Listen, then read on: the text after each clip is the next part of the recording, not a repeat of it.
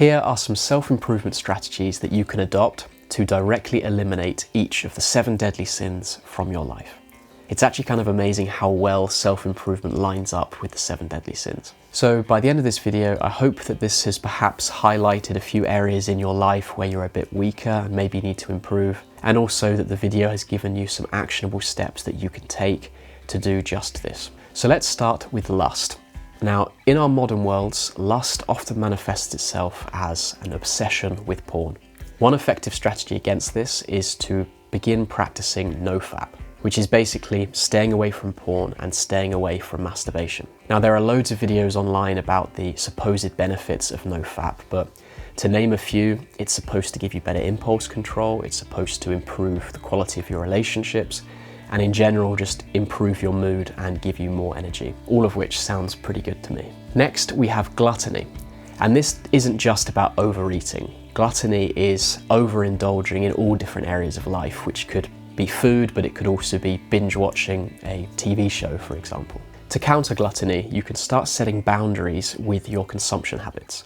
For example, maybe that is getting on a calorie restricting diet, or maybe it is setting parental locks on your devices or screen time locks on your devices. But one thing that's really helped me fight gluttony is really just trying to keep myself as busy as possible.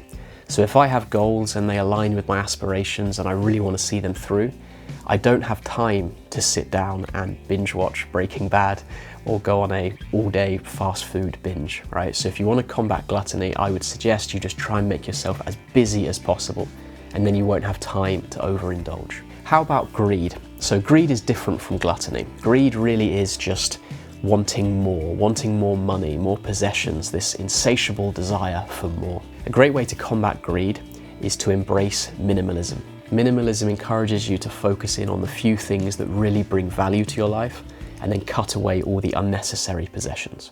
As well as minimalism, good old-fashioned gratitude journaling is a great way to combat greed, because the more you're grateful for what you currently have, the more you realize that getting more possessions is not going to make you happier.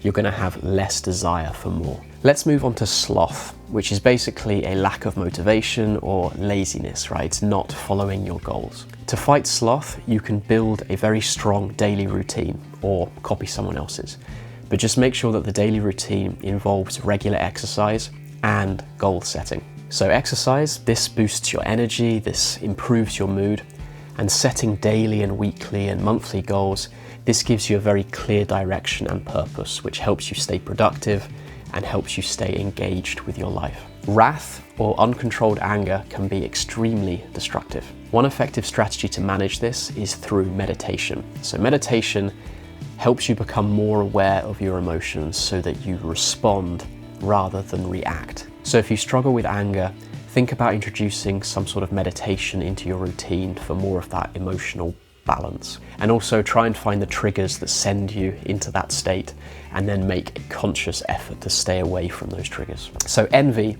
is our 6th sin. And in today's world, envy often shows up in jealousy when we're scrolling through social media like Instagram and things like that. We see all these people on Instagram, they have these amazing lives, they're all beautiful and all that.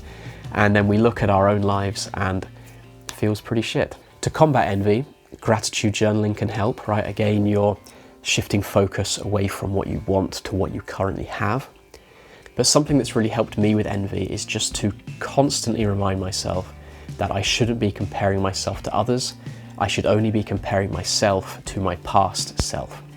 So as long as I am getting better, then that's all that really matters. Just by being mindful and constantly reminding myself of this really helps me focus on what's important, right? Focus on what I can control and not to focus on the external. And lastly, we have pride, which is an excessive belief that we are superior to other people in certain areas of our life. Now, to combat pride, we need humility, and we can cultivate humility through asking for feedback and constantly putting ourselves out of our comfort zone. So feedback from others, especially raw, honest feedback, will very quickly make us realize that perhaps we're not as great as we originally thought we were.